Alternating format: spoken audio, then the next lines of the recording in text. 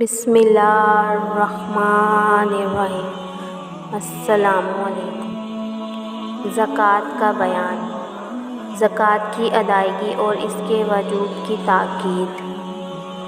مسند احمد میں حضرت انس بن مالک رضی اللہ تعالیٰ عنہ سے مروی ہے کہ ایک تمیمی شخص خدمت نبوی صلی اللہ علیہ وسلم میں حاضر ہوا اور اس نے کہا، یا رسول اللہ صلی اللہ علیہ وسلم، میں بہت مالدار، عیالدار اور سرائے کا مالک ہوں، مجھے بتائیے کہ میں کیا کروں اور کیسے خرچ کروں؟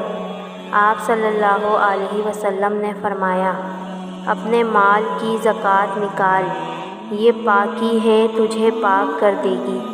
اپنے رشتہ داروں سے صلہ رحمی کر، پڑوسی اور مسکین کا حق پہچان، سائل کا حق پہچان۔ الحدیث۔ یہاں سرائے سے مراد وہ جگہ ہے جہاں لوگ آ کر ٹھہرتے تھے اور یہ ان کو مہمان کے طور پر جگہ اور کھانا پیش کرتا تھا۔ حضرت صلی اللہ علیہ وسلم نے اس مالدار شخص کو مال خرچ کرنے کے چند راستے بتائے۔ زکوٰۃ، جو کہ اللہ تعالیٰ کا حق اور اسلام کا رکن ہے، اس سے مال پاک ہوتا ہے۔